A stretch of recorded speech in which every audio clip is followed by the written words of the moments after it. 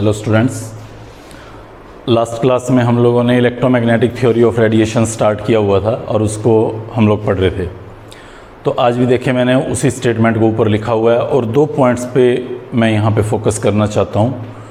ये दो पॉइंट्स क्या हैं, थोड़ा ध्यान से देखें आप। इलेक्ट्रोमैग्नेटिक थ्योरी क्या स्टेट कर रहा है? Radiation coming from any source comes continuously in the form of wave. और दो पॉइंट्स को मैंने हाईलाइट किया हुआ है, लास्ट टाइम भी मैं बता रहा था। वेव पे हमें कुछ ऑब्जेक्शन है और कंटिन्यूस वर्ड पे हमें कुछ ऑब्जेक्शन है। तो आइए हम इस लेक्चर में आज इन दोनों वर्ड्स पे थोड़ा रेक्टिफिकेशन करेंगे। सबसे पहले आप देखें कि वेव क्या है। मैं किसको वेव कहने वाला हूँ? चार कैरेक्टर हैं वेव के: रिफ्लेक्शन, रिफ्रैक्शन, डिफ्रैक्शन और इंटरफेरेंस। अगर वो चीज़ रिफ्लेक्शन शो कर सकती है, रिफ्रैक्शन शो कर सकती है, मुझे लगता है आप सभी को पता है इन दोनों के बारे में। किसी सरफेस से टकरा के डेविएट हो जाना रिफ्लेक्शन है, किसी एक मीडियम से दूसरे मीडियम में एंटर करते हुए अपने पाथ से डेविएट हो जाना वो रिफ्रैक्शन है। इंटरफेरेंस दो वेव्स का आपस में मिक्स हो जाना है और डिफ्रैक्शन उनका बेंड हो जाना है। हम लोग डिटेल में थोड़ा टाइम बाद इसी चैप्टर के अंदर पढ़ेंगे इसके बारे में। डिटेल, बहुत ज़्यादा डिटेल आप लोग फिजिक्स में पढ़ते हैं, वेव ऑप्टिक्स और रे ऑप्टिक्स के अंदर। तो हमें अपना काम चलाओ सिस्टम यहाँ पे देखना है कि वेव के चार कैरेक्टर्स होते हैं: रिफ्लेक्शन, रिफ्रैक्शन, डिफ्रैक्शन और इंटरफेरेंस। अगर ये चारों चीज़ें वो शो करता है तो मुझे उसे वेव कहने में कोई ऑब्जेक्शन नहीं है। और अगर मैं रेडिएशंस की बात करूं, या मैं लास्ट डे जैसे लास्ट लेक्चर में सनलाइट की बात कर रहा था कि सन से रेडिएशंस आती हैं, तो मैं उन रेडिएशंस के अंदर अगर मैं देखूं तो मैं वहां पे रिफ्लेक्शन, रिफ्रैक्शन, इंटरफेरेंस और डिफ्रैक्शन ये सब ऑब्ज़र्व कर सकता हूं। अब जब मैं ये सारी चीज़ें वहां ऑब्ज़र्व कर सकता हूं तो फिर मुझे उसे वेव कहने में क्या ऑब्जेक्शन है? क्यों मैं उसको वेव नहीं कहना चाहता? क्या कहना चाहता हूं फिर मैं उसको? एक्चुअली यहाँ पे मैं ये बताना चाहता हूँ कि जो रेडिएशंस आती हैं उनका ड्यूअल बिहेवियर होता है। दो तरह का बिहेवियर, दो तरह का चरित्र। मतलब वो वेव की तरह से भी बिहेव कर सकती हैं और वो पार्टिकल की तरह से भी बिहेव कर सकती हैं। उनके अंदर दो डिफरेंट कैरेक्टर्स होते हैं। ये पार्टिकल क्या है, ये वेव क्या है, क्या इन दोनों में कोई डिफरेंस है या सिमिलैरिटी है? तो देखिए, वेव एक डिलोकलाइज्ड है, मीन्स किसी एक जगह पे फिक्स नहीं है। जैसे आप पानी के अंदर एक छोटा सा पत्थर का टुकड़ा डालते हैं, वेव्स जनरेट होती हैं, क्या वो एक जगह पे रुकी हुई हैं? नहीं, वो डिलोकलाइज्ड हैं, लगातार चलती जा रही हैं। जबकि पार्टिकल लोकलाइज्ड है, आपने पत्थर डाला है वो वहीं पड़ा हुआ है, वो लोकलाइज्ड है। इस वर्ड को ध्यान से समझें, localization and delocalization. Localization means एक जगह पे फिक्स, जैसे अभी मैं खड़ा हूँ आपके सामने बिल्कुल एज इट इज़, तो I am localized on a place. और अगर मैं लगातार यूं और यूं मूव करता रहूं, that means I am delocalised in this space. So wave जो होती है वो हमेशा डीलोकलाइज्ड होती है, वो जगह नहीं घेरती है, जबकि पार्टिकल हमेशा लोकलाइज्ड होता है और स्पेस में एक पर्टिकुलर जगह घेरता है। और भी बहुत सारे दोनों में डिफरेंसेस हैं, हम लोग पढ़ेंगे आने वाले टाइम में। बट प्राइमरीली मैं ये बताना चाहता हूँ कि जो लाइट है, जो सन से रेडिएशंस आ रही हैं या किसी भी और सोर्स से रेडिएशंस आ रही हैं, एक्चुअली उनका ड्यूअल बिहेवियर होता है, एक्सक्लूसिव वेव बिहेवियर नहीं होता, जैसा कि इलेक्ट्रोमैग्नेटिक थ्योरी ने हमें बताया। और हम लोग आज एक टॉपिक के अंदर इस बात को सर्च भी करेंगे, स्टडी भी करेंगे कि हाँ, जो रेडिएशंस आती हैं किसी सोर्स से, उनका पार्टिकल जैसा बिहेवियर भी होता है, वेव जैसा नहीं होता। मुझे इतना ऑब्जेक्शन नहीं है कि मैं इसको वेव क्यों कह रहा हूँ। हाँ, वो वेव है, बट वो समटाइम पार्टिकल की तरह से भी एक्ट करती है, इसीलिए मैं बोल रहा हूँ कि उसका ड्यूअल बिहेवियर है। ओके, तो एक प्रॉब्लम तो ये जो मैं बोल रहा था लास्ट लेक्चर में भी कि how I can say it wave, तो मैं बस उसको वेव तो कहना चाहता हूँ, बट मैं साथ में ये भी कहना चाहता हूँ कि वो ड्यूअल है। वेव की बजाय वो पार्टिकल की तरह से भी समटाइम बिहेव कर सकता है। ठीक है, दूसरे पॉइंट को देखते हैं हम, इसको स्टडी करेंगे कि कैसे वो पार्टिकल की तरह से एक्ट कर रहा है। दूसरा जो वर्ड मैंने यहाँ पे यूज़ कर रखा है वो है कंटिन्यूसली। ये कंटिन्यूसली वेव आ रही हैं, इसमें किस बात का ऑब्जेक्शन है? देखिए, सबसे पहले समझे थ्योरी क्या बोलती है। थ्योरी कहती है, मान लो ये कोई बॉडी है आपके पास, आप इसको रेडिएशंस दे रहे हो, हीट कर रहे हो या कहीं किसी सोर्स से रेडिएशंस दे रहे हो, तो ये रेडिएशंस कंटिन्यूसली उस सोर्स से आ रही हैं, ये कंटिन्यूसली उनको एब्जॉर्ब कर रहा है और उसके बाद ये कंटिन्यूसली उनको एमिट भी कर रहा है। जब भी कोई बॉडी आप उस पर कुछ रेडिएशंस डाल रहे हैं, किसी भी वेवलेंथ की रेडिएशन मैं कहूँ, 0 to इनफाइनाइट किसी भी वेवलेंथ की आप रेडिएशंस इस पे अगर डालें तो ये कुछ रेडिएशंस को सरफेस पे टकराने के बाद रिफ्लेक्ट कर देगा, कुछ रेडिएशंस को एज इट इज ट्रांसमिट कर देगा और कुछ रेडिएशंस को एब्जॉर्ब कर लेगा और एब्जॉर्ब करने के बाद एमिट करेगा। जब एब्जॉर्ब करने के बाद एमिट करेगा, पहली बात तो ये देखिए कि वो किस किस को एब्जॉर्ब करेगा, तो ये कुछ डिफाइंड नहीं है। हर एक इंडिविजुअल का, हर एक बॉडी का अपना एक कैरेक्टर है, वो किस पर्टिकुलर वेवलेंथ की रेडिएशन को एब्जॉर्ब करता है या नहीं करता, वो उसका अपना कैरेक्टर है। बट जिसको एब्जॉर्ब करेगा उसको वो एमिट करेगा। तो उसने मान लीजिए एमिट किया, सपोज एक का वेवलेंथ λ1 है, एक का वेवलेंथ λ2 है, एक का वेवलेंथ λ3 है, तो हमें अलग अलग वेवलेंथ्स की कुछ रेडिएशंस वहाँ पे ऑब्जर्व्ड होंगी। उनमें जिस पर्टिकुलर वेवलेंथ की रेडिएशंस ज़्यादा ऑब्जर्व्ड होंगी उसका कॉरेस्पॉन्डिंग कलर हमें यहाँ पे दिखाई देगा। ये एब्जॉर्प्शन और एमिशन का सिस्टम था। तो थ्योरी हमें कहती थी कि रेडिएशंस कंटिन्यूसली आएंगी किसी सोर्स से, और ये भी जब एमिट करेगा तो कंटिन्यूसली करेगा उन रेडिएशंस को एमिट। सो जो एनर्जी रिलीज्ड होगी, ये थ्योरी कहती थी, इलेक्ट्रोमैग्नेटिक थ्योरी की, जो एनर्जी रिलीज्ड होगी वो रेडिएशंस की इंटेंसिटी पर डिपेंड करेगी, उसकी वेवलेंथ या फ्रीक्वेंसी पर डिपेंड नहीं करेगी। ये इंटेंसिटी ऑफ वेव क्या है, तो आप यहाँ पे देखें, ये दो वेव मैंने दिखा रखी हैं। ये एक वेव का एम्पलीट्यूड है, ये दूसरे वेव का एम्पलीट्यूड है, हाइट ऑफ द क्रेस्ट या डेप्थ ऑफ द ट्रफ भी आप कंसिडर कर सकते हैं। इस एम्पलीट्यूड का जो स्क्वायर होता है वो इंटेंसिटी को रिफ्लेक्ट करता है। तो ऑब्वियसली इस पर्टिकुलर वेव की इंटेंसिटी ज़्यादा होगी, इस पर्टिकुलर वेव की इंटेंसिटी कम होगी। थ्योरी कहती थी कि जो एनर्जी रिलीज्ड है, अगर वो कंटिन्यूअस है जैसा कि वर्ड्स में बताया गया है, तो एनर्जी रिलीज्ड उसकी इंटेंसिटी पर डिपेंड करेगी, वेवलेंथ या फ्रीक्वेंसी पर डिपेंड नहीं करेगी। हम लोग इस बात को स्टडी करेंगे कि क्या रियली ऐसा हो रहा है कि जो एनर्जी रिलीज्ड है वो वेवलेंथ या फ्रीक्वेंसी पर डिपेंड नहीं करती है, क्या वो रियली इंटेंसिटी पर डिपेंड कर रही है। अगर वो इंटेंसिटी पर डिपेंड कर रही है तो ठीक है, फिर ये कंटिन्यूस वर्ड चलेगा। लेकिन अगर वो वेवलेंथ पर डिपेंड कर रही है या फ्रीक्वेंसीज पर डिपेंड कर रही है, फिर ये कंसेप्ट हमें थोड़ा सा बदलना पड़ेगा। तो मैं क्या करता हूँ, मैं दो लिमिटेशंस यहाँ पे आपको एक्सप्लेन करूँगा इलेक्ट्रोमैग्नेटिक थ्योरी का। ये दो लिमिटेशंस आप यूँ समझिए कि इन दोनों समस्याओं को थोड़ा थोड़ा मॉडिफाई करेंगे। पहला जो हमारा एक एक्सपेरिमेंट है यहाँ पे, वो है ब्लैक बॉडी रेडिएशन।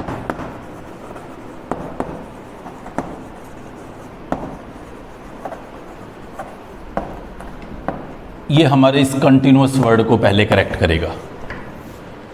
क्या है ये ब्लैक बॉडी रेडिएशन? हमने कोई ब्लैक कलर की बॉडी ले ली, सपोज कीजिए एक आयरन का ब्लॉक लिया हमने, और उस आयरन के ब्लॉक पे ब्लैक कोट कर दिया, तो ये एक ब्लैक बॉडी बन गई। अब ब्लैक बॉडी एक परफेक्ट एब्जॉर्बर और एमिटर है। मैं उसके ऊपर जितनी भी वेवलेंथ्स की रेडिएशंस डालूं वो सबको एब्जॉर्ब कर सकता है, सबको एमिट कर सकता है। तो मैंने क्या किया, किसी सोर्स से इस पे रेडिएशंस डालनी शुरू कर दी। वो सोर्स कोई भी हो सकता है, सन हो सकता है या कोई और सोर्स, आर्टिफिशियल या नेचुरल। लास्ट लेक्चर में मैंने बताया था आपको कि सन जो है इलेक्ट्रोमैग्नेटिक स्पेक्ट्रम के दौरान बताया कि सन बहुत सारी रेडिएशंस छोड़ता है, कॉस्मिक टू रेडियो बताया मैंने। हालांकि 99% part of the sun release sunlight जो है, सन से आने वाली रेडिएशंस जो हैं वो यूवी विजिबल और इंफ्रारेड होती हैं। माइक्रोवेव, रेडियो वेव या और जो रेडिएशंस हैं उनका अगर मैं एक्सटेंट देखूं, वो आइदर तो एब्जॉर्ब हो जाता है ऊपरी एटमॉस्फेयर में, या वो बहुत कम हम सन से रिलीज होता देखते हैं, वो कुछ दूसरे सोर्सेज से ऑब्टेन किया जाता है। सो हम लोग उस प्रॉब्लम पे ज़्यादा नहीं डिस्कस करना चाहते। मैं सिर्फ ये बताना चाहता हूँ कि ये एक ब्लैक बॉडी पे मैं रेडिएशंस डाल रहा हूँ, जो अलग अलग वेवलेंथ्स की रेडिएशंस यहाँ पे या अलग अलग सोर्स से 0 to इन्फिनिटी कुछ भी एक पर्टिकुलर जोन से मैं रेडिएशंस इसके ऊपर डाल रहा हूँ। ये सभी को एब्जॉर्ब कर सकता है, और सभी को एब्जॉर्ब करेगा तो सभी को एमिट भी करेगा। आपने क्या कभी किसी आयरन के पीस को गर्म होते देखा किसी वेल्डिंग शॉप पे? आप देखिए कभी मौका लगे तो। जब वो आयरन को गर्म कर रहे हैं तो स्टार्टिंग पे मैं देखूंगा कि आयरन रेड हॉट हो चुका है। अब मैं कंटिन्यूसली उसको गर्म करता जा रहा हूँ तो मैं देखूंगा उसके कलर में लगातार चेंज आ रहा है। रेड से वो ऑरेंज हो गया, येलो हो गया, ब्लू हो गया और फाइनली वो कलरलेस भी हो जाता है। सो ये जो कलर के अंदर चेंज आ रहा है, आप इलेक्ट्रोमैग्नेटिक स्पेक्ट्रम याद करें, वाइट लाइट मैंने आपको दिखाई थी यहाँ पे विजिबल रेंज में, विबग्योर रफली बताया था 380 से 760 नैनोमीटर वेवलेंथ की रेडिएशंस होती हैं। समटाइम 400 to 700 भी बुक्स में लिखा मिलेगा, तो हम लोग एग्जैक्ट वैल्यू पे नहीं जाना चाहते हैं।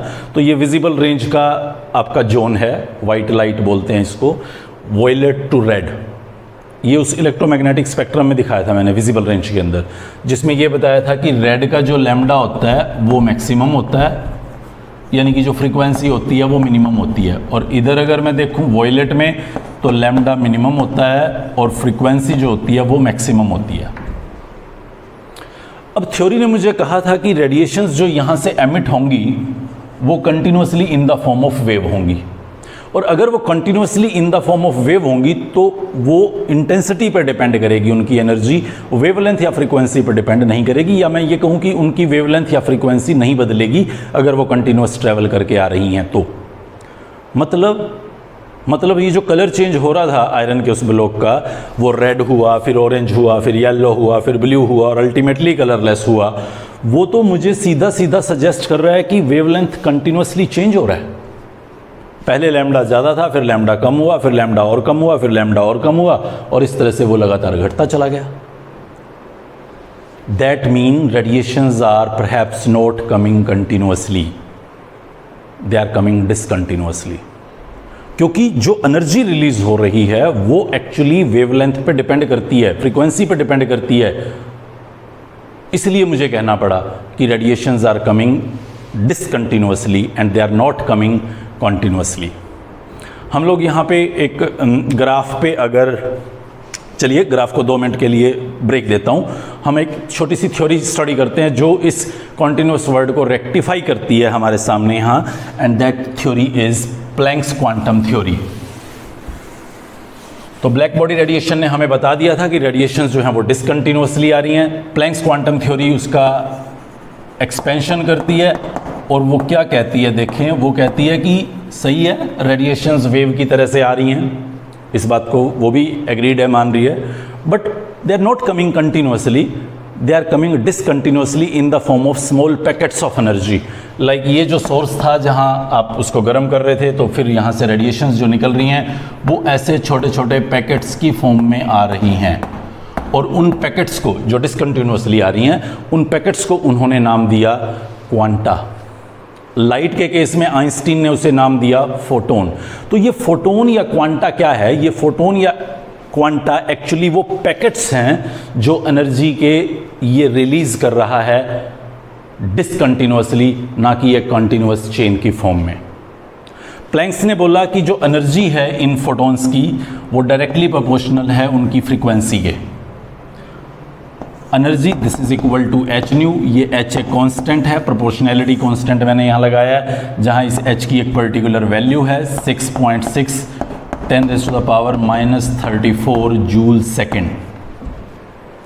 आप एच की कोई और वैल्यू भी रिकॉल कर सकते हैं, जैसे मैं यहाँ -27 बोल सकता हूँ, वो अर्ग सेकेंड में वैल्यू हो जाएगा, या कैलोरी या लीटर एटमॉस्फेयर में भी मैं इसकी वैल्यूज़ को कन्वर्ट कर सकता हूँ, बट एक ही वैल्यू सजेस्टेड है, वो आप याद रखिए। ये एच का एक वैल्यू है, यूनिवर्सल कांस्टेंट है, इसको बोलते हैं प्लैंक्स कांस्टेंट। न्यू आपका वही फ्रीक्वेंसी है, number of waves passing from a point in second. E आपका एनर्जी है, आप बाउंडेड हैं, एनर्जी को आप जूल में ही रखेंगे, क्योंकि आप यहाँ पे जो एच का वैल्यू यूज़ कर रहे हैं वो जूल में यूज़ कर रहे हैं। एक और बात याद रखें, ये जो रिलेशन हमने ड्राइव किया है ये एक फोटोन के लिए है। अगर आप 2 फोटोन्स के लिए देखना चाहें तो इसको 2 से मल्टीप्लाई करेंगे, यानी कि ये 2h न्यू हो जाएगा। अगर आप 10 फोटोन्स के निकालना चाहें तो आप इसको 10 से मल्टीप्लाई करेंगे, यानी कि 10h न्यू हो जाएगा। अगर आप 1 मोल फोटोन्स के लिए एनर्जी निकालना चाहें तो आप इसको एवोगैड्रो नंबर से मल्टीप्लाई करेंगे। ये आपके पास 1 मोल फोटोन्स का एनर्जी होगा।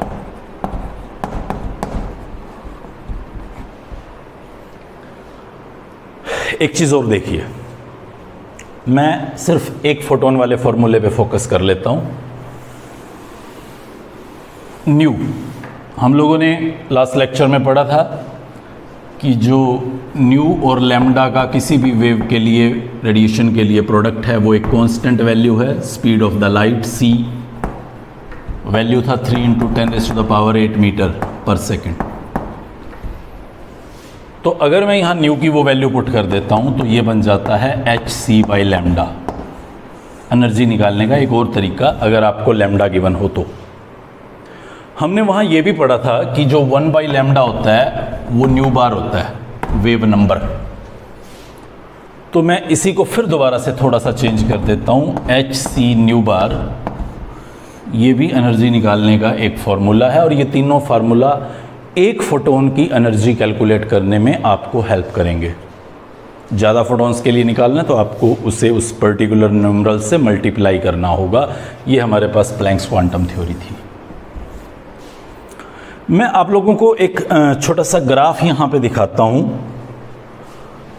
इंटेंसिटी और वेवलेंथ के बीच में। ये हमारे पास किसी भी टेम्परेचर पे इंटेंसिटी ली गई हैं और ये हमारे पास यहाँ पे वेवलेंथ्स ली गई हैं।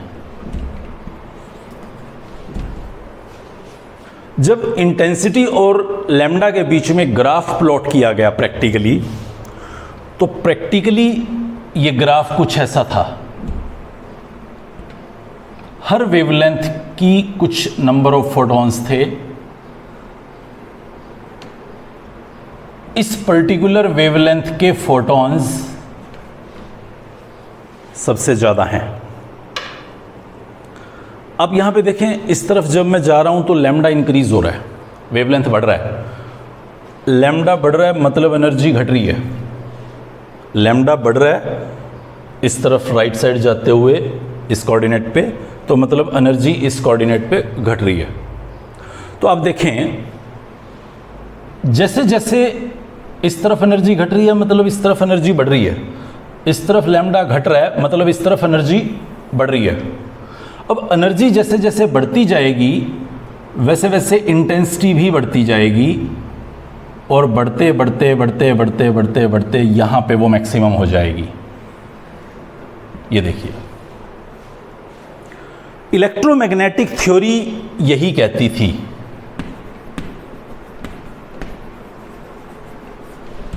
कि जैसे जैसे एनर्जी आप इधर देखिए बढ़ा रहे हैं, मीन्स लैम्डा घटा रहे हैं, वैसे वैसे इंटेंसिटी बढ़ती चली जाएगी, क्योंकि एनर्जी इंटेंसिटी के डायरेक्टली प्रोपोर्शनल बताई है उन्होंने। ये जो व्हाइट लाइन से मैं ग्राफ दिखा रहा हूँ ये इलेक्ट्रोमैग्नेटिक थ्योरी का स्टेटमेंट है। लेकिन प्रैक्टिकली क्या ऑब्जर्व कर रहा हूँ कि जैसे जैसे मैं एनर्जी को बढ़ाता हूँ, लैम्डा घटाता हूँ, इंटेंसिटी बढ़ती है। कुछ जोन तक तो ये ग्राफ सिमिलैरिटी शो करता है, बट उसके बाद फिर डायरेक्शन चेंज हो जाती है। इसी वजह से अगर प्रैक्टिकली लैम्डा और इंटेंसिटी का ग्राफ भी ऐसा ही आया होता तो मुझे ये मानने में कोई दिक्कत नहीं थी कि रेडिएशंस कंटिन्यूसली आती हैं, क्योंकि प्रैक्टिकली ग्राफ कुछ ऐसा आ रहा है कि जैसे जैसे मैं लैम्डा को डिक्रीज करता जा रहा हूँ, एनर्जी को बढ़ाता जा रहा हूँ, इंटेंसिटी एक बार बढ़ती है, मैक्सिमम होती है, एंड देन फिर डिक्रीज होनी शुरू हो जाती है, जिसकी वजह से मुझे उस कॉन्टिन्यूस वर्ड को चेंज करना पड़ा। और प्लैंक्स क्वांटम थ्योरी ने जो बोला उसको हम लोग फॉलो करने लगे कि radiations are not coming continuously but they are coming discontinuously in the form of small packets of energy, जिसको मैंने एनर्जी के केस में, हीट के केस में नाम दिया क्वांटा, और लाइट के केस में बाद में हमने उसको नाम दिया फोटोन। चलिए, तो ये सारी की सारी स्टोरी जो हमने पढ़ी वो इस कॉन्टिन्यूस वर्ड को रिप्लेस करने के लिए पढ़ी, जहाँ पे हम वर्ड इंट्रोड्यूस कर पाए discontinuously with the help of the experiment of this black body radiation and the statement given by Planck's theory. तो उसके बाद सेकंड पार्ट हम यहाँ पे देखते हैं जिसमें हम इसके पार्टिकल कैरेक्टर को स्टडी करने की कोशिश करेंगे, that is under the heading of photo electric effect. Photo electric effect को समझने के लिए सबसे पहले आप एक मेटल को कंसिडर करें। जैसे आप यहाँ देखें, मैंने ये कोई भी एक मेटल ले रखी है, कोई भी मेटल हो सकती है, सॉलिड होती है मोस्ट ऑफ द मेटल्स, कुछ एक्सेप्शंस को छोड़ के। ये उसके एटम्स हैं जो बहुत ही क्लोजली पैक्ड मैंने यहाँ पे दिखा रखे हैं। लोअर क्लासेस में हमें बताया गया है मेटल का एक बहुत इंपॉर्टेंट टेंडेंसी होता है, tendency to lose the electron. वो अपने लास्ट शेल के जो इलेक्ट्रॉन्स होते हैं, आप सभी मेटल्स को जाके देखें, उनकी लास्ट शेल में 1 या 2 इलेक्ट्रॉन होते हैं, मोस्ट ऑफ द केसेस में एक आध को छोड़ के। तो वो अपने उस 1 या 2 इलेक्ट्रॉन्स को लूज करने की टेंडेंसी रखते हैं, मतलब इजीली छोड़ देते हैं। तो जैसे मैं यहाँ पे दिखाऊँ आपको, ये मैं दिखा रहा हूँ मेटल्स ने इलेक्ट्रॉन्स छोड़ रखे हैं। तो इलेक्ट्रॉन छोड़ने के बाद उनके जो पार्टिकल्स हैं, जो स्पेसिस हैं, उनके पॉजिटिव चार्ज आया हुआ है। इन स्पेसिस को मैं एक नाम देता हूँ कर्नेल्स। और इलेक्ट्रॉन कहाँ चले गए? क्या इलेक्ट्रॉन यहाँ से बाहर निकल गए? नहीं, इलेक्ट्रॉन बाहर नहीं जा सकते। अगर बाहर चले गए तो ये सारी पॉजिटिव बॉडीज़ यहाँ कभी भी इकट्ठा रह नहीं पाएंगी, उनमें इतना ज़्यादा रिपल्शन हो जाएगा। वो सारे के सारे इलेक्ट्रॉन्स यहीं हैं, यहीं घूम रहे हैं, ऐसे ही फ्री। जैसे गैस के पार्टिकल फ्रीली घूमते रहते हैं इधर उधर, किसी तरह का कोई रोक टोक नहीं है, सेम है ये इलेक्ट्रॉन्स भी सिस्टम में फ्रीली घूम रहे हैं, रोक टोक कोई नहीं है, कहीं भी घूम सकता है कोई। बस इस सरफेस को छोड़ के बाहर नहीं जाने वाला, क्योंकि पॉजिटिव बॉडीज़ के लिए प्रॉब्लम हो जाएगा अगर हमने उसको यहाँ से बाहर निकाल दिया तो। अब फोटो इलेक्ट्रिक इफेक्ट क्या है? मान लीजिए मैं यहाँ इस पर्टिकुलर इलेक्ट्रॉन पे कोई फोटॉन्स डालता हूँ, कोई रेडिएशंस डालता हूँ, तो उन रेडिएशंस की अपनी कुछ एनर्जी है। वो जब इस इलेक्ट्रॉन पे टकराती हैं तो वो इस इलेक्ट्रॉन को इजेक्ट कर देती हैं, इमीडिएटली इजेक्ट कर देती हैं, इंस्टेंटली इजेक्ट कर देती हैं। वर्ड ध्यान से सुनिएगा, instant ejection of electron from the surface of metal is photo electric effect. जैसे ही मैं यहाँ पे कुछ रेडिएशंस को डालता हूँ, वो रेडिएशंस इस इलेक्ट्रॉन पे पड़ती हैं और इस इलेक्ट्रॉन को इजेक्ट कर देती हैं। यही फिनोमिना है photo electric effect. See here, मैं क्या करता हूँ, इस फोटो को सिर्फ इलेक्ट्रॉन्स के साथ कंसिडर करता हूँ। वो देखिए उधर राइट साइड पे दिखा रखा है मैंने, कर्नेल्स को मैं भूल गया हूँ, थोड़ी देर के लिए हैं वो, मैं भूल गया हूँ। अब मैं इन इलेक्ट्रॉन्स को बाहर निकालना चाहता हूँ। ये इलेक्ट्रॉन इस मेटल के सरफेस के साथ बंधे हुए हैं, ये पॉजिटिव बॉडीज जो हैं वो उन इलेक्ट्रॉन्स को अपनी तरफ खींच रही हैं। वो जो पर्टिकुलर पावर, वो जो पर्टिकुलर एनर्जी जिससे वो बंधे हुए हैं, उसको मैं एक वर्ड बोलता हूं, वर्क फंक्शन, या मैं बोल देता हूं थ्रेशोल्ड एनर्जी, जिससे वो बंधे हुए हैं। वो कोई एक पर्टिकुलर वैल्यू होगी, सपोज कीजिए मैं बोलता हूं 10 जूल, वैसे ही हाइपोथेटिकल है समझने के लिए। सपोज कीजिए मैं बोलता हूं 10 जूल एनर्जी से वो बंधे हुए हैं। अब मुझे इस इलेक्ट्रॉन को इजेक्ट करने के लिए यहां एनर्जी देनी है। इस एनर्जी को जो मैं दे रहा हूं उसको बोलता हूं मैं इंसिडेंट एनर्जी, जो मैं अप्लाई करने वाला हूं, इंसिडेंट एनर्जी। मान लीजिए वो है 8 जूल। तो क्या इलेक्ट्रॉन निकल पाएगा? बिल्कुल भी नहीं। सरफेस 10 जूल से उसको अपनी तरफ खींच रहा है, आप उसके ऊपर 8 जूल लगा रहे हो, तो निकलने का तो सवाल ही नहीं उठता। बट अगर आपने 18 जूल इंसिडेंट एनर्जी लगा दिया, तो ये इलेक्ट्रॉन यहां से इजेक्ट हो जाएगा इंस्टेंटली और बाहर निकल जाएगा। यही फोटो इलेक्ट्रिक इफेक्ट है, यही फोटो इलेक्ट्रिक इफेक्ट है। ये जो एक्स्ट्रा आपने दिया है 8 जूल, वो एक्स्ट्रा 8 जूल इस इलेक्ट्रॉन का काइनेटिक एनर्जी बन जाएगा। लेट मी सपोज कि मैं यहां पे जो इंसिडेंट एनर्जी अप्लाई कर रहा हूं वो h न्यू है। एनर्जी h न्यू होती है, अभी प्लैंक्स क्वांटम थ्योरी में हम पढ़ के आए हैं।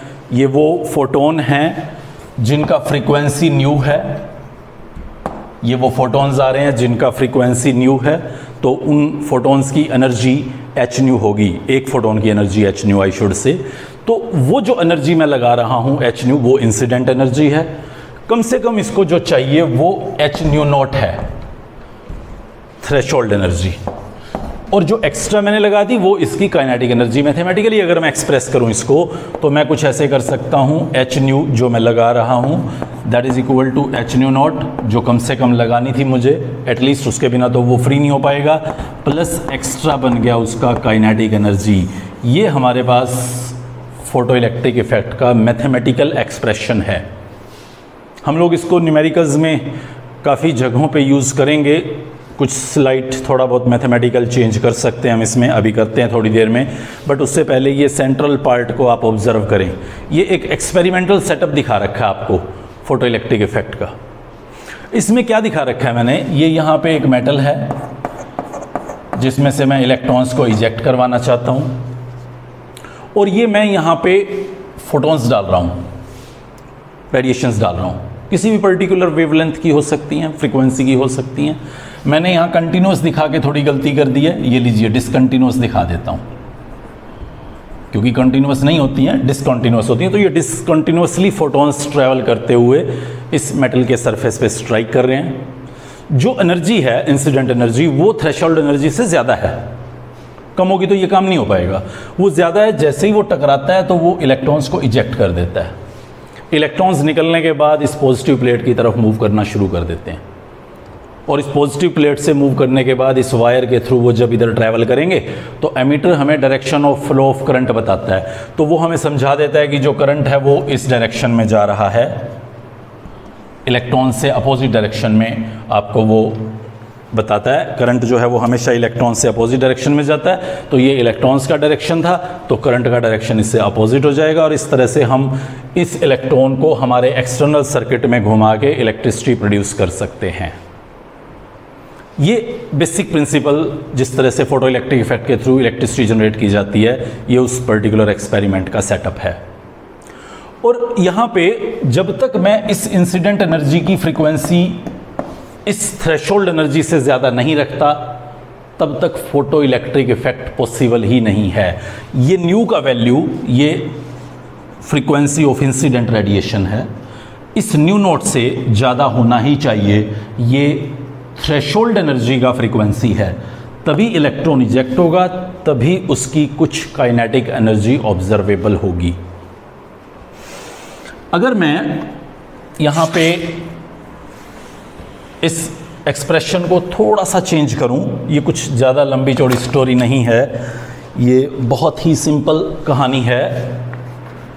H nu that is equal to H nu minus H nu naught that is equal to kinetic energy.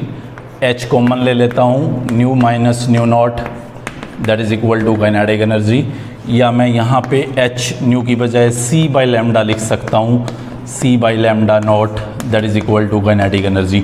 तो आप देखेंगे इसी एक फॉर्मूले के ये कुछ 3 अलग अलग रूप हैं, जिनमें जेन्युइनली कोई डिफरेंस नहीं है, सब एक जैसे हैं। आप अपनी स्टेटमेंट के अकॉर्डिंग चूज कर लीजिएगा आपको कौन सा यूज़ करना है, बस कुछ बातों का ध्यान रखिएगा। आप इन सभी फॉर्मूलाज में पहली बात ध्यान रखें कि काइनेटिक एनर्जी आपको हमेशा जूल में पुट करना है। काइनेटिक एनर्जी हमेशा आपको जूल में पुट करना है, पर इलेक्ट्रॉन पुट करना है, पर मोल कभी भी पुट नहीं करना। जब भी आपके पास किसी फॉर्मूले में फ्रीक्वेंसी या वेवलेंथ गिवन है, तो आप किसी भी फिजिकल क्वांटिटी को पर मोल इंट्रोड्यूस नहीं करेंगे, हमेशा सिंगल पार्टिकल के लिए इंट्रोड्यूस करेंगे। इस बात को आप याद रखिएगा। काइनेटिक एनर्जी आपको जूल पर इलेक्ट्रॉन लिखना है, आपको मोस्ट ऑफ द न्यूमेरिकल में काइनेटिक एनर्जी पर मोल गिवन होगी, आपको उसे कन्वर्ट करना होगा। समटाइम इलेक्ट्रॉन वोल्ट में गिवन होगी, आपको उसे भी जूल में कन्वर्ट करना होगा।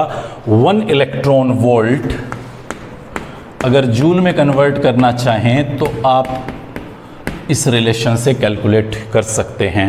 जस्ट इस फिगर से मल्टीप्लाई कर दीजिए इलेक्ट्रॉन वोल्ट को 1.6 × 10⁻⁻19, तो वो जूल के अंदर आपके पास काइनेटिक एनर्जी होगा। एच आपका यूनिवर्सल कांस्टेंट है, वही वैल्यूज़ रहेंगी। न्यू या लैम्डा जो भी आप इस फॉर्मूले में यूज़ कर रहे होंगे, वो अपने यूनिवर्सल यूनिट्स के साथ आपको एग्जिस्ट करते हुए दिखाई देंगे। चलिए एक और इम्पोर्टेंट बात हम लोग यहाँ समझने की कोशिश करें। सेंटर पे देखिए एक बार फिर एक मेटल दिखा रखा है, और ये उसके इलेक्ट्रॉन्स हैं जिसको मैं इजेक्ट करना चाहता था।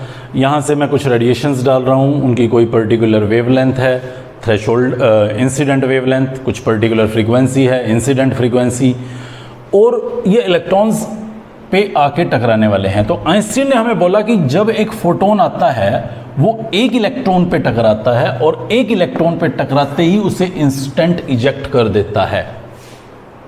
ये 1905 में आइंस्टीन ने ये थ्योरी दी। वैसे तो उसने और भी बहुत सारी थ्योरीज दी, बट इसी थ्योरी की वजह से उसको नोबेल प्राइज़ मिला था, जिसमें उसने ये एक्सप्लेन किया कि जब कोई एक पर्टिकुलर फोटोन आएगा और वो एक पर्टिकुलर इलेक्ट्रॉन को ही इजेक्ट करेगा और अपनी वो एनर्जी इस इलेक्ट्रॉन पे इंस्टेंट अप्लाई करेगा, और यही हमारे दिमाग में आया कि ये वेव का कैरेक्टर तो नहीं हो सकता, क्योंकि वेव तो एक डिस्पर्स्ड चीज़ है, वो कोई फोकस्ड चीज़ नहीं है, एक पार्टिकल की तरह से नहीं है।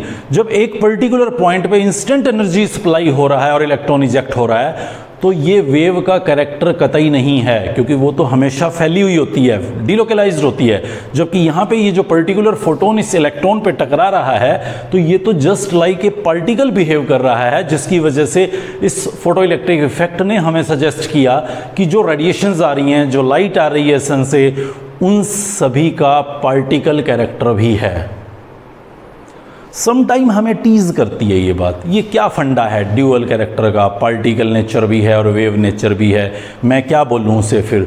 एक्चुअली वो पर्टिकुलर ऑब्जेक्ट बॉडी, यानी कि वेव, जो लाइट मैं बोल रहा हूँ या रेडिएशन मैं बोल रहा हूँ, वो sometime as a wave act करती है, sometime as a particle act करती है। जैसे सपोज ये रेडिएशन सपोज लेसर एनर्जी की होती, एनफ स्मार्ट एनर्जी इसके पास ना होती कि वो इसको इजेक्ट कर पाता, तो ये रेडिएशन फोटॉन्स यहाँ आते, टकरा के रिफ्लेक्ट हो जाते या समथिंग कुछ और करते, तो ये रिफ्लेक्शन तो उसका वेव कैरेक्टर हो जाता। लेकिन अगर उसने अपनी एनर्जी इसको इनपुट कर दिया और इसको इजेक्ट कर दिया, तो ये उसका पार्टिकल कैरेक्टर है, ये ड्यूअल बिहेवियर होता है। इसको मैं एक और आसान एग्जांपल से आपको बता सकता हूँ। जैसे H2SO4 का आपने सबने नाम सुना है, मैं पूछूँ H2SO4 क्या है, तो most of you will ask कि ये एक एसिड है। लेकिन हम लोग आने वाले समय में ये पढ़ेंगे कि नहीं, वो खाली एसिड नहीं है, वो एक बेस की तरह से भी एक्ट कर सकता है, या वो एक डिहाइड्रेटिंग एजेंट की तरह से भी एक्ट कर सकता है। एसिड या बेस दोनों तरह से वो एक्ट कर सकता है। ये बहुत सारे कैरेक्टर्स उसके अंदर होते हैं। तो मैं तो अभी सिर्फ ड्यूअल बिहेवियर की बात कर रहा हूँ कि वेव्स ड्यूअल बिहेवियर शो करती हैं। तो यहाँ पे हम लोग 2 या 3 इफेक्ट्स देखना चाहते हैं प्राइमरीली इस फोटो इलेक्ट्रिक इफेक्ट पे। सो क्या होगा अगर मैं इन रेडिएशंस की फ्रीक्वेंसी को बढ़ा दूं, और क्या होगा अगर मैं इन रेडिएशंस की इंटेंसिटी को इंक्रीज कर देता हूं। सो फर्स्ट ऑफ ऑल मैं फ्रीक्वेंसी को इंक्रीज करता हूं। वो रिलेशन आप रिकॉल करें यहाँ पे, H nu that is equal to H nu naught plus kinetic energy. मैंने ये वाला वैल्यू इंक्रीज कर दिया, इंसिडेंट रेडिएशन का फ्रीक्वेंसी बढ़ा दिया। ये जो वैल्यू है वर्क फंक्शन या थ्रेशोल्ड एनर्जी, ये किसी भी मेटल का एक टेम्परेचर पे फिक्स वैल्यू है, इसमें कोई बदलाव नहीं होने वाला। आप यहाँ पे रेडिएशन कम एनर्जी की डालें या ज़्यादा एनर्जी की, कोई फ़र्क नहीं पड़ता। सो इस वैल्यू में कोई चेंज नहीं होना। अगर आप इसको बढ़ाएंगे तो ये काइनेटिक एनर्जी इलेक्ट्रॉन्स का बढ़ता जाएगा, यानी कि जो वेलोसिटी होगी इस इलेक्ट्रॉन की यहाँ पे इजेक्शन होने का, वो कंटिन्यूसली इंक्रीज होता जाएगा। क्या करंट बढ़ेगा? नहीं। क्या नंबर ऑफ इलेक्ट्रॉन्स बढ़ेंगे? बिल्कुल भी नहीं। नंबर ऑफ इलेक्ट्रॉन्स कैसे बढ़ेंगे? फोटोन तो उतने के उतने ही आ रहे हैं। सपोज 5 आ रहे थे तो अभी भी 5 आ रहे हैं, आपने सिर्फ इनकी फ्रीक्वेंसी को इंक्रीज किया है। सो आपके नंबर ऑफ इलेक्ट्रॉन्स पे किसी तरह का कोई फर्क नहीं पड़ेगा अगर आप फ्रीक्वेंसी बढ़ाते हैं तो। दूसरा पॉइंट देखें आप, क्या हो अगर मैं इंटेंसिटी को बढ़ा दूं। इंटेंसिटी बढ़ाने का मतलब समझिए आप, सपोज मैं यहां पे 1 सेकंड में 3 बार स्लैप्स करता हूं और अगली बार मैं 1 सेकंड में 6 बार यहां पे स्लैप करता हूं, तो इसका मतलब जो स्लैपिंग की इंटेंसिटी है वो मैंने ट्वाइस कर दी। अब यही बात यहां समझ लीजिए, सपोज मैं यहां पे कुछ टाइम पीरियड में 5 फोटॉन्स पास कर रहा था एक पर्टिकुलर फ्रीक्वेंसी के, अब की बजाय 5 की बजाय 10 फोटॉन्स पास कर रहा हूं। जब मैं 10 फोटॉन्स पास कर रहा हूं तो मुझे पता है एक फोटोन को 1 इलेक्ट्रॉन इजेक्ट करना है। जब मैं यहाँ 5 की बजाय 10 फोटॉन्स पास करूंगा एक पर्टिकुलर टाइम पीरियड में, तो यहाँ जो नंबर ऑफ इजेक्टेड इलेक्ट्रॉन्स हैं वो भी ट्वाइस हो जाएंगे। यानी कि जो करंट कैरिड होगा यहाँ से, जो नंबर ऑफ इलेक्ट्रॉन्स यहाँ से ट्रांसफर होने वाले हैं, जो क्वांटिटी ऑफ एनर्जी यहाँ से रिलीज होने वाला है, क्वांटिटी ऑफ इलेक्ट्रिसिटी जो मिलने वाला है, वो भी बढ़ जाएगा। क्या काइनेटिक एनर्जी पे कोई फर्क पड़ेगा? नहीं, काइनेटिक एनर्जी पे अब कोई फर्क नहीं पड़ेगा। अब सिर्फ क्वांटिटी ऑफ करंट पे फर्क पड़ेगा, नंबर ऑफ इलेक्ट्रॉन्स इजेक्टेड पे फर्क पड़ेगा। आपने सिर्फ फोटॉन्स का नंबर बढ़ाया है, आपने फ्रीक्वेंसी नहीं बढ़ाई। ये वैल्यू फिक्स थी ही सही, means kinetic energy of electron भी अनचेंज्ड रहेगा। चलिए एक आखिरी बात पे चलते हैं। एक वर्ड मैंने यहाँ पे लिखा हुआ है राइट साइड पे, आप देखिए, स्टॉपिंग पोटेंशियल। वो क्या होता है? जैसे मान लीजिए ये इलेक्ट्रॉन किसी एक सरफेस से निकला है, एक पर्टिकुलर वेलोसिटी के साथ ये मूव कर रहा है। मुझे इसे इसके सरफेस पे ही रोक देना है। तो मैं यहाँ पे एक पॉजिटिव चार्ज प्लेट लगाता हूँ, कुछ पोटेंशियल अप्लाई करता हूँ। इतना पोटेंशियल मैं अप्लाई करूँगा कि ये इलेक्ट्रॉन अपने उस सरफेस पे ही रुक जाए, ये यहाँ से इजेक्ट ना हो। उस पोटेंशियल को बोला है स्टॉपिंग पोटेंशियल। इस स्टॉपिंग पोटेंशियल को अगर मैं उस बॉडी के यानी कि इलेक्ट्रॉन के चार्ज से मल्टीप्लाई कर देता हूं तो ये मेरे पास उस इलेक्ट्रॉन की काइनेटिक एनर्जी होगी। यहाँ E इलेक्ट्रॉन का चार्ज है। इलेक्ट्रॉन का चार्ज कितना होता है? 1.6 10⁻⁻19 कूलम। हालांकि नेगेटिव होता है, बट इस रिलेशन में हमें उसके नेगेटिव पॉजिटिव से कोई मतलब नहीं है, बस जस्ट उसके वैल्यू से मतलब है कि चार्ज कितना है, वो पॉजिटिव है या नेगेटिव है, डजेंट मैटर। सो ये मेरे पास उस पर्टिकुलर इलेक्ट्रॉन का चार्ज है, ये वाली वैल्यू जिसको मैं 1 यूनिट बोलता हूँ। नेगेटिव मत लगाइएगा, नेगेटिव लगा देंगे तो काइनेटिक एनर्जी नेगेटिव हो जाएगा, वो पॉसिबल नहीं है। और V नॉट है उसका पोटेंशियल। तो जब आप E इंटू V नॉट करेंगे तो वो आपके पास काइनेटिक एनर्जी ऑफ इलेक्ट्रॉन होगा इन जूल। देखिए जो इलेक्ट्रॉनिक चार्ज है वो 1.6 इंटू 10⁻⁻19 कूलम है, और जो भी आपने यहाँ पे स्टॉपिंग पोटेंशियल लगाया, सपोज 1.2 वोल्ट लगाया, तो 1.2 वोल्ट वो वोल्ट जूल पर कूलम्स होता है, तो कूलम से कूलम्स कैंसिल हो जाएगा। ये आपके पास जूल के अंदर उस पर्टिकुलर इलेक्ट्रॉन का काइनेटिक एनर्जी होगा। समटाइम स्टॉपिंग पोटेंशियल पूछ रखा है कुछ क्वेश्चंस में, तो आपको ध्यान रखना है काइनेटिक एनर्जी अगर आपको गिवन है जूल में, इलेक्ट्रॉनिक चार्ज पुट करके आप स्टॉपिंग पोटेंशियल कैलकुलेट कर सकते हैं। अगर ये मैं इलेक्ट्रॉन की बजाय किसी अल्फा पार्टिकल के केस में कंसिडर करूं सेम सिस्टम, तो बस कुछ नहीं है, पोटेंशियल वही का वही रहेगा। बस ये जो चार्ज का वैल्यू होगा अल्फा का 2 यूनिट होता है, ट्वाइस ऑफ दिस। हालांकि वो पॉजिटिव होता है, ये नेगेटिव है, बट इस वैल्यू के ट्वाइस होता है, 2 यूनिट अल्फा पे चार्ज है। तो यहाँ पे मैं again 2 into 1.6 into 10⁻⁻19 into stopping potential से उस अल्फा पार्टिकल की काइनेटिक एनर्जी कैलकुलेट कर लूँगा। तो आज हम फाइनली ये समझ पाए कि जो रेडिएशंस आती हैं वो डिसकॉन्टिन्यूसली आती हैं, कंटिन्यूसली नहीं आती हैं, छोटे छोटे पैकेट्स की फॉर्म में आती हैं, जिसको मैं क्वांटा हीट के केस में बोलता हूँ और लाइट के केस में नाम देता हूँ फोटोन। और उसका एक्सक्लूसिव वेव कैरेक्टर भी नहीं होता, रादर ड्यूअल बिहेवियर शो करती है। Wave as well as particle दोनों तरह से रेडिएशंस बिहेव करती हैं। नेक्स्ट लेक्चर के अंदर हम इस टॉपिक से रिलेटेड न्यूमेरिकल्स जितने भी बनते हैं हमारे सिलेबस के अकॉर्डिंग उनको स्टडी करने की कोशिश करेंगे। तब तक आप इसको अच्छे से पढ़िएगा। Good bye.